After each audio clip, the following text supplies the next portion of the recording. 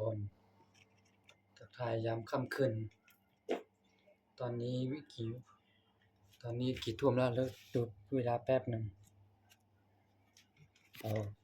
ตอนนี้20:22แล้วนะฮะ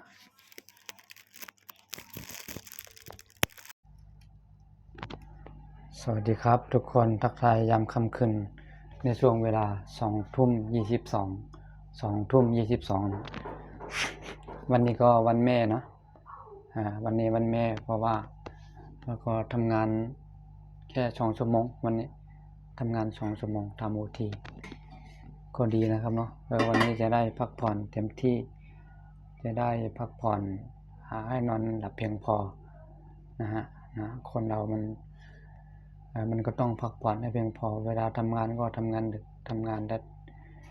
ให้มันได้เงินกว่าจะได้เงินก็มันจะลงง่ายๆครับเนาะการเอามันคือว่าชีวิตคนเรามันเคลื่อนกับเงินเนาะเพราะว่าเราทำงานมาได้เงินมามันก็โอเคเนาะได้เงินมาแล้วก็จะไม่ค่อยเหนื่อยมันจะไม่ค่อยเหนื่อยเพราะว่าเราได้เงินทุกวันทุกเดือนเนี่ยนะใครๆก็ต้องทำงานไม่ว่าทำงานที่ไหนก็แล้วแต่ไม่ว่าทำงานกลางคืนกลางวันมันก็เหมือนกันนะครับนะแต่ว่าถ้าให้ผมเลือกให้ทำงานอะไรทำงานกะไหนก็ต้องทำงานกะกลางวันนะครับนะถ้าผมทำงาน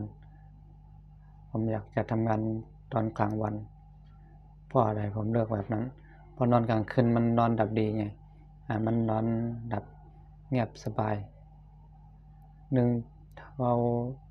เรานอนก็เราไม่ใช่ว่ามีห้องนอนเก็บเสียงจะ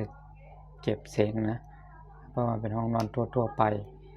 มันได้ยินเสียงคนผ่านไปมาเหมือนเรานอนหลับตื่นหลับไม่เพียงพออย่างเงี้ยมันจะทำให้เราร่างกายอ่อนเราค่อยๆแย่ลงทุกวันนะฮะก็ยังไงก็ดีนะครับฝากติดตามด้วย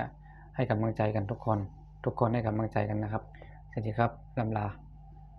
วันนี้ได้2 คลิปอยู่